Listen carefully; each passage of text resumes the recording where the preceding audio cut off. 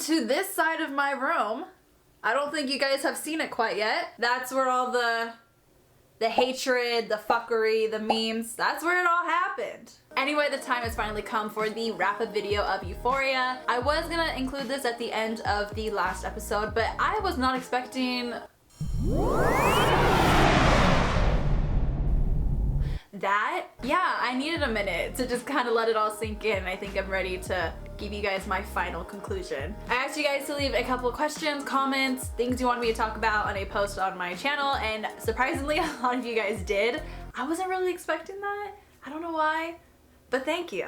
I'm so happy. I'm so excited. Since there were so many comments and some of them kind of overlap on each other, I'm gonna divide this video into 3 major categories. So let's dive into the first category.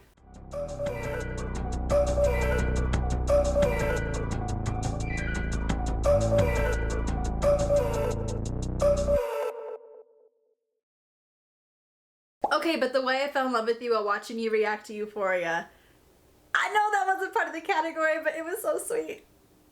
Hey, boo. Can you rank your best to worst characters? We all know you hate Nate, the worst, LOL, but I think it would be interesting to hear your final thoughts on everyone. So since the show has such an array of characters, I decided to do my ranking based on the characters we got an episode from. I do have 2 different lists when it comes to my best to worst characters. If we are talking in the terms of writing, of complexity, potential for character development, I hate to say this, my number 1 person would be Nate. Disgusting! A lot of Nate defenders were in my comments always like rooting for him and being like, why do you hate him so much? Like, he's the most interesting character. I'm like, I know. I'm not blind. However, I love to hate watch him. You know what I mean? It's a real thing. And then everybody is kind of the same for me, so it was hard to rank them, but I did put McKay at the bottom spot for me personally because I want to redo on his episode. I feel like everybody else had their own episode and they got to explore their character in depth. And his, we just kind of skimmed over and it focused more on Cassie. So on the flip side of that, my second list, if we are talking in terms of my favorite characters, I would literally take a bullet for them, make sure they're drinking enough water. My list would look a little bit more like this. Not very surprising, I know. Okay, I need to say something. Where the hell did Nate's mom go? She literally disappeared throughout the whole series. I completely agree. Funny story, just real quick. I posted the last episode of my reaction to the series, right? And not even 12 hours later, I was rewatching it with my friends. And my best friend Connor even said the same thing. He's like, is she being held hostage? Is she okay? Like, blink twice if you need us to come get you. Because anytime she appeared, it was just to support the dad. That was it. I really want to hear your thoughts on Nate and his father's situation. Was the fact that Nate watched his dad's sex tapes from when he was 8 years old the reason that he's so fucked up right now? Or is it internal homophobia? Something else? Just what are your thoughts on why is Nate the way he is? So I do 100% think Nate is the way that he is based on the upbringing with his father. Even his dad said in an episode, like, do you think this stuff affects them, even if they don't know it? Do you think hiding it creates the same thing in them? And I mean, finding his sex tapes at such a young age and watching him in the act of it. Think of your mom, think of your dad, your legal guardian. I would be fucking scarred for life. Love you, mom. Dad. And I know the whole internal homophobia thing is a huge debate. I didn't realize how many people don't think that he is gay. In the second episode, when it was his episode and introducing himself, this is the part that sticks out to me the most. He made a concerted effort to always maintain eye contact during these exchanges. To me, that's saying we're questioning some things here. We're getting a vibe. And that's okay. Nate's gay? That's okay. We don't need to pray the gay away. Embrace the gay. I will say, I think it was really interesting though, towards the end of the season, watching the dynamic between the dad and Nate kind of change a little bit. From the episode of Nate, they really set it up for Nate to be his father's favorite. And throughout the series, I feel like we really saw that crumble. And we saw his dad kind of questioning more of Nate and being like, whoa. What the fuck is my son? When Lexi was asking Cassie how she gets people to approach her and she said that they just do, and Lexi was like, well, I guess I'll do that. I'm always wondering who she was talking about. Me. Same. Retweet, like, favorite, subscribe. To be honest, like, I'll support Lexi with whoever she wants to date, unless it's Nate, because fuck that. No. Gross. A lot of people thought in the last episode with Nate's tantrum that Jacob deserves an award for it because of the emotion, and he actually hurt his head while filming it. What do you think? I completely agree. Like I said, even though I love to hate watch Nate, I love Jacob. Jacob is so cool. Jacob is one of those dudes that I could genuinely get behind. That sounds like I want to peg him. I mean, okay, anyway. After watching the show, I already knew he was a great actor. He did such a good job with Nate because I have never, ever hated a character so much in my life. And I definitely gained a lot more respect when I watched those unfiltered episodes with the actors. His specifically, I think, was the best because he really went into detail about what he did to make Nate Nate. Developing the character and putting it all together, I have this journal and his father was like the centerpiece of the entire journal. This big photo of Eric Dane in the middle of the book. So not only was the planning, the emotion, the character development there, the execution of it was there as well, and it was so well done. And I just think it's funny that Jacob was in the kissing booth. Like, what? How do you do that and then this? Talk about whiplash. Is Jules a positive person for Rue? It seems to me that she's just another addiction drug for Rue. Jules has probably been through as much turmoil as Rue, and maybe she's just as much of a good person as Rue is, and she's just lost like literally every teen in the show. I don't know, I can't decide. She's a good person, but maybe just not good for Rue. The good moments are good, but the bad moments seem to not make the good moments worth it. I think Rue needs to focus on finding herself and her center within herself, and I think Jules has things that she didn't even realize were bothering her. And I think they really came out when she was talking to Anna and she's experiencing this whole love triangle, you know, and talking about, which I'm really sad I couldn't include in the whole episode because of copyright, but there was a whole section where she was talking about femininity and what it means to her and what it means to conquer it as a trans woman. And it was just such an interesting conversation. If I can conquer men, then I can conquer femininity. Why do you need a guy to make you feel more feminine? We'll circle back to that one. And it's crazy because at the beginning of the season, I wanted them to get together, but as time passed, it's just toxic. You know, they need to find their own, they need to do their own thing, and then maybe within time they can come back together. Remember when Ethan ate out Kat at the party? That was a good time. And he ended up coming in his pants. That wasn't a good time. When I saw that scene, I just instantly fell in love with him because it just shows how much he loves giving pleasure more than receiving it. His purpose was to please Kat, and he didn't expect anything in return. Unlike angels like Ethan, there are fuckboys like Daniel, fucking Daniel, who only want their dick sucked and would shame a woman for not giving that to them. Ethan really is just the goodest boy, and I swear to God, if they do anything in season 2 to fuck that up, we're rioting, we're burning down buildings, I'll be at the front line. I don't care. I love him.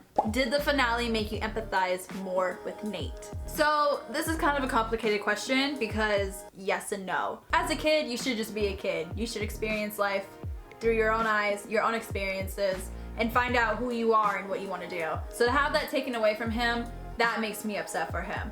However, as you get older and you start thinking for yourself, you realize the bad habits, the bad ways that your parents have installed in you, and it becomes a point where you need to change. I don't know if it's more so Nate doesn't see a problem with how he is, or if he's just still too young to really realize it or to get to that point, but he is not getting my sympathy, my whatever brownie points, until he starts doing some good shit. Because right now, he's on my shit list. We all know, fuck Nate. Who do you think had the best character development? So this is another one that I have 2 answers for. In terms of writing, I would say Catherine. At the beginning, we saw that she was just kind of the quote-unquote fat friend that didn't get the spotlight, the attention that her other friends did, like Maddie, Cassie, and Bibi. She was very self-conscious, very insecure, didn't do any makeup, didn't wear any revealing clothes, just kind of hid away in the background. And throughout the season, we saw her gain confidence. We saw her changing her clothes, changing up her makeup. I mean, did she go a little far? Yeah, just a little bit. But you know what? She came back around at the end when she is at the dance and she makes up with Ethan and admits, you know what? I fucked up. And really, she was the only one that got a good ending for the first season. We still have that whole mystery guy, but we're gonna talk about him in a minute. Now, in terms of character development as my relationship with watching this character on screen, in terms of I could not stand them to, okay, I see something. And surprisingly, that would be Nate's dad. Do I still think he's like kind of shitty? Yeah, but like less shitty than the first episode when I saw him. Now, for the most asked question, I swear to God, y'all been up my ass about this, all right? Do you ship Lexi and Rue? You know who I ship? I ship Rue and sobriety. Okay, that's it. Until she can learn how to love herself, to get sober for herself, I don't want her in any relationships. I don't even want her near anybody. Nah, she can go to the park with Gia. You know what I mean? Maybe cook her mama dinner. And for Lexi, if we do like some kind of romantic relationship, I don't want it to be with Rue, because I want to see her character development outside of being Rue's potential love interest or being Cassie's sister. I want her to be able to stand on her own as a character.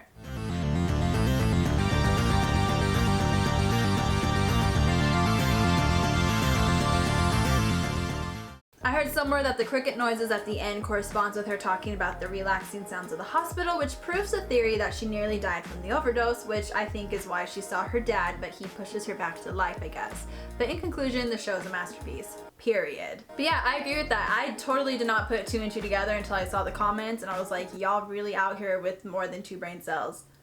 Cannot relate. But there was also this comment that I want to share with you guys real quick. I went to a panel that the creator Sam Levinson was at, and he said that the mountain of people Rue was climbing on top represents everyone that has been lost to addiction, and Rue climbing it represents her trying to get clean and stay sober throughout the season. But her falling when she is about to reach the top represents her relapse in the finale and how she wasn't able to climb over the mountain this time. So I feel like that kind of covers all the questions of, do you think Rue is dead? No. She is arguably the biggest name to the show in terms of main characters. They're not gonna kill her. They literally can't kill her. I'm sorry. What? Zendaya? Living legend? A bad bitch can't be killed. I wonder who that creepy guy was with Catherine, that one episode where he said he wanted to see her body through the camera, and then she shut her laptop. Like, who is that guy? I've seen a lot of theories about it possibly being Nate, and if that's the case, literally fuck off, because you have to torture every single character in the show. You've done enough.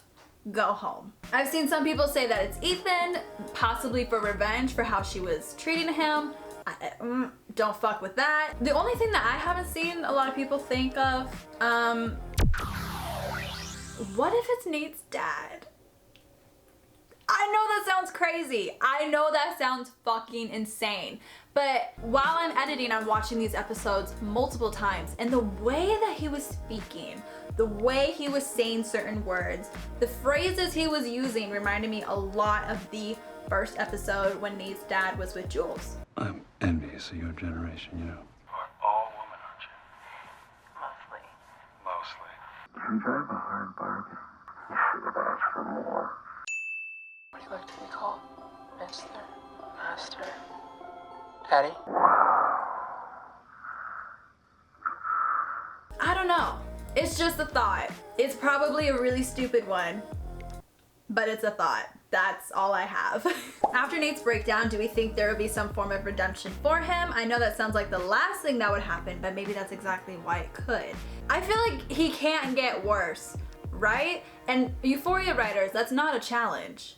That's not me saying make Nate get worse. That's me being like, I think we're done. I think we've hit maximum. I think we've hit the quota. I wonder where Maddie's storyline's gonna go now that she realized how abusive Nate is, and what will she do with Jules' tape with Nate's dad.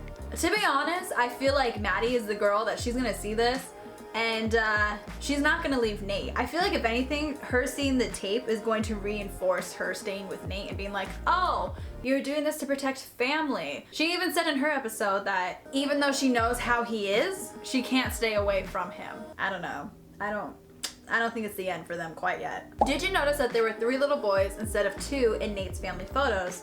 What do you think happened to the 3rd brother? Head empty. I have absolutely no idea. I didn't even put 2 and 2 together until, again, you guys pointed out in the comments. I was like, holy shit. There are 3 people in the photo. Where the hell did the little brother go? No mention of it. So I'm thinking that it's gonna be some kind of twist in the 2nd season. A lot of people have been saying that maybe Ethan is the 3rd brother. Some people are saying that maybe Fez is the 3rd brother. I have no fucking idea. How do we think the abortion will affect Cassie and her and McKay's relationship? Well, right now her and McKay aren't in a relationship from what she said in the last episode. I was thinking this is the first time since the beginning of high school that I haven't like been in love with somebody. You know, I think she needs to figure out and do things for herself instead of trying to please other people. I would like to see her single in the next season, but I feel like they're gonna kind of play off of her trust issues maybe, or of her will to stay single, and they're gonna have someone challenge her. They're gonna have some kind of guy come in who's just gonna be the best of the best, and I will probably be jealous and want to fuck him. What's new? And we're gonna see her battle and be like, do I do what my heart tells me or do I do what my brain tells me?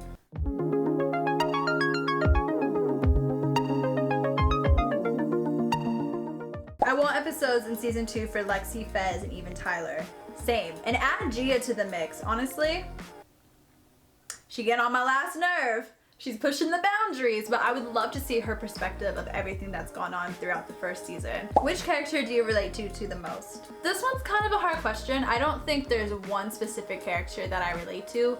However, I do enjoy watching all the characters, even if we're hate watching. But if I had to like pick a character, I want to say that I feel like I am a mixture between Lexi and Cassie. Lexi on the whole, like, just innocence and not moving as fast as everybody else did in school and just kind of feeling lost.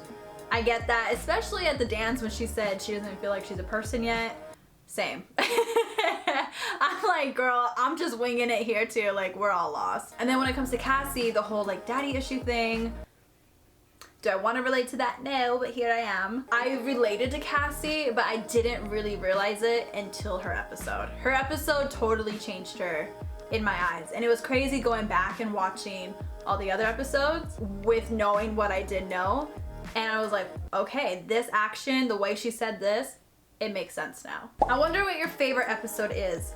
So this is a really hard question. There's so many different elements of different episodes that I just thoroughly enjoyed and just loved. However, the only reason I'm saying this is because it was the episode I could not wait for my friends to see. And I would say that was the carnival episode. When we were watching it, I was like, oh shit, when they get to this one, they're gonna lose their mind. Also, I think that was my favorite episode, personally, to edit. I had a lot of fun editing that episode. My favorite part was definitely when... Just trying to help and keep a girl like her. That's my question for you guys as a wrap up. What is your favorite edit? Or what is your... That sounds so weird. I'm like, what is your favorite thing about me?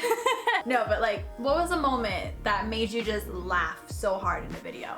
Let me know. Are you gonna react to season 2 on air now that you're into the show, or wait for all the episodes for season 2 to be released? So this is where I need your guys' help, because I really have no fucking clue what to do.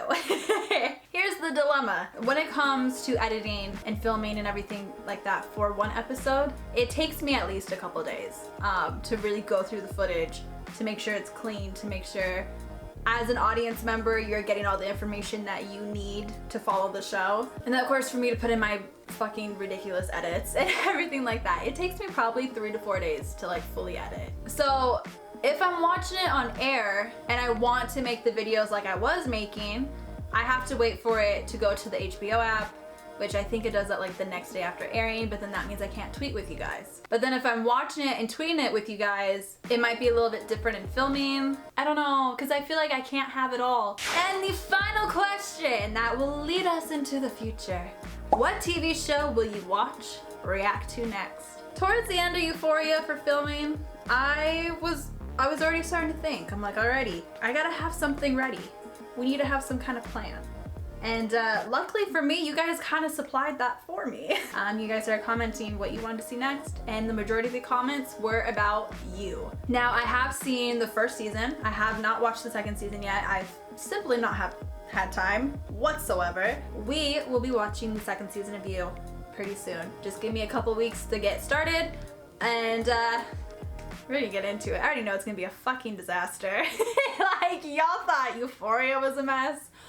Ooh, just you wait. I also, because for Valentine's Day, I'm pretty sure the second movie for, what the fuck is the title? So All the Boys You Loved Before, I've loved before, we've loved before. Anyway, that is it for this video. I say that as this was a long ass video, so if you made it to this point, thank you for watching. I really appreciate it. I hope you had fun talking Euphoria with me. Again, I had a really fun time watching the show with you guys. Thank you for making this experience so enjoyable. Again, I will see you in about a week or two to start the U series. I hope you're excited. I am. Hopefully I have my AirPods by then so y'all can't bitch at me for my wires crossing. We're stepping up. It's 2020, baby. We're stepping up. Anyway, I love you guys a lot, and I'll see you in the next one.